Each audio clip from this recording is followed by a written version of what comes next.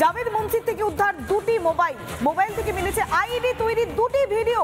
একের পর এক চাঞ্চল্যকর তথ্য সামনে আসছে, কেননা জাভেদ মুন্সি তাকে জেরা করে যেমন তথ্য পাওয়া গিয়েছে, তার মোবাইল থেকে একের পর এক ভিডিও পাওয়া যাচ্ছে, যেখানে আইডি তৈরির দুটি ভিডিও পাওয়া গিয়েছে। কেননা এর আগে বাংলাদেশ পাকিস্তানে তার অবাধ যাতায়াত ছিল এবং পাকিস্তানি থেকে সে আইইডি বিস্ফোরক তৈরির কৌশল শিখে এসেছিল এবং গোটা বাংলা এবং বাংলাদেশে এই আইইডি প্রশিক্ষণের একটা সম্ভাবনা ছিল।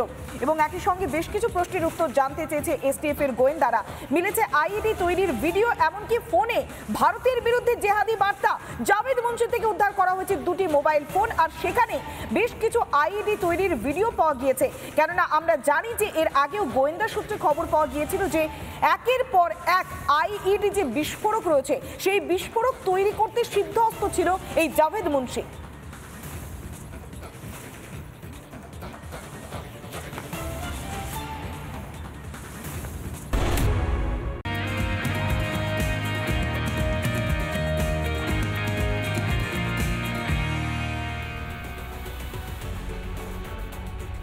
নমস্কার, দেখছেন রিপাবলিক বাংলা। বাংলার খবর কি নিয়ে জ্যাক অলিভার স্টুডিও থেকে আমি সন্তু রয়েছি আপনাদের সঙ্গে। আপনারা জানেন বাংলার খবর মানেই আপনার খবর, আপনার পাড়ার খবর। কোচবিহার থেকে কাকদ্বীপের খবর, দার্জিলিং থেকে দীঘার খবর, পুরুলিয়া থেকে পেট্রাপোলের খবর। আপনার অভিযোগ, আপনার প্রতিবাদ, আপনার কণ্ঠস্বরে আমি সন্তু শুরু করছি বাংলার খবর কি। আর শুরুতেই যে গুরুত্বপূর্ণ খবরে নজর রাখবো, বাংলায় আমাদের রাজ্যে প্রাণের শহর কলকাতায় ঘাঁটি গেড়েছে একাধিক জঙ্গি সংগঠন।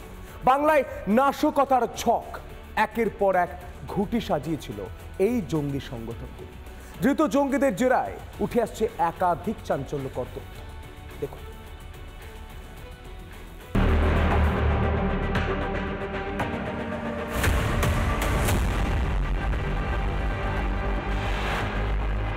বাংলায় বড়সড় নাশকতার ছক কষছিল জঙ্গিরা। এপার বাংলায় নাশকতা চালাতে ধীরে ধীরে জাল পাচ্ছিল জঙ্গিরা।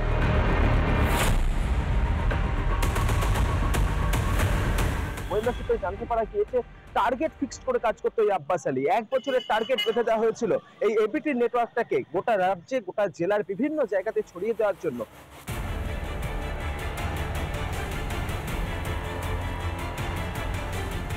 হরিহর পাড়ায় বাড়ি ভাড়া নিয়ে জঙ্গি প্রশিক্ষণের কার্যকলাপ চালাতো ধৃত আব্বাস আলী। বছরে 25,000 টাকায় বাড়িটি ভাড়া নেয় আব্বাস।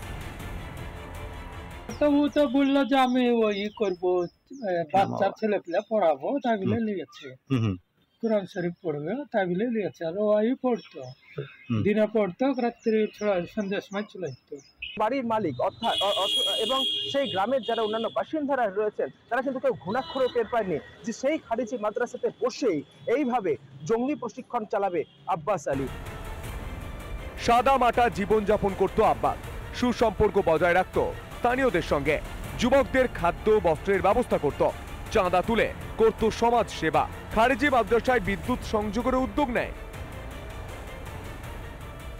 জঙ্গি কার্যকলাপে আব্বাসের যুক্ত থাকার খবর পেয়ে কার্যত হতবাক হরিহর পাড়ার বাসিন্দারা। পাশাপাশি মাত্র 1 বছরের মধ্যে বাংলায় জঙ্গি জাল বিস্তারের টার্গেট মাথায় রেখে ঘুঁটি সাজাচ্ছিল আব্বাস।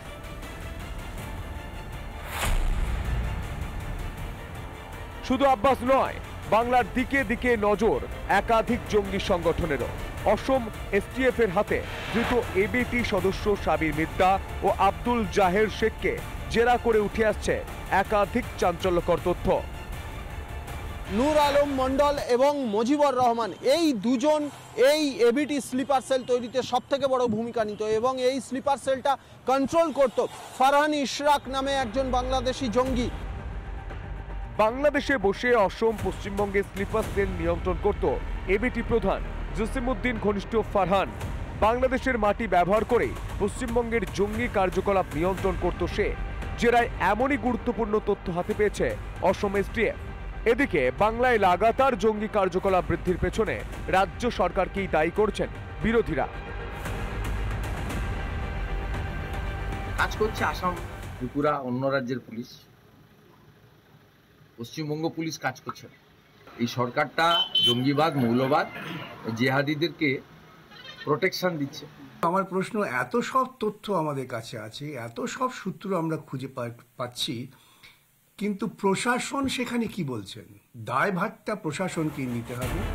এই অবস্থায় রাজ্যের জঙ্গি কার্যকলাপ নিয়ে আজব সাফাই রাজ্যের পুর ও নগর উন্নয়ন মন্ত্রী ফিরহাদ হাকিমের। এখানে কোনো জঙ্গি নেই, একটা কান্ট্রি অফ হুলিগেন্স হয়ে গেছে। তারা তাদের ছেড়ে দিয়েছে এখন সব থেকে কাছে এখানে, তাই এখানে কারা আসছে আমি জানি না, কাদের অ্যারেস্ট করছে জানি না। রাজ্যের দিকে দিকে বাসা গড়ে তুলেছে জঙ্গিরা। বাংলায় স্লিপার সেল তৈরি থেকে অস্ত্র মজুত, বাংলায় নাশকতা ছড়াতে কোমর বেঁধে লেগেছে জঙ্গি সংগঠনগুলি। রাজ্যে এসে জঙ্গিদের তুলে নিয়ে যাচ্ছে রাজ্যের পুলিশ ও এসটিএফ। রাজ্যের গোয়েন্দারা কি শীত ঘুমে? সৈকত পাল ও ইন্দ্রাশিস বাগচির রিপোর্ট, রিপাবলিক বাংলা।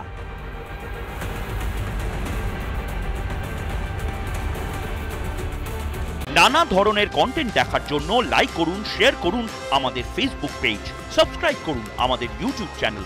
পাশাপাশি অন্যান্য ব্রেকিং নিউজের জন্য অবশ্যই চোখ রাখুন রিপাবলিক বাংলায়।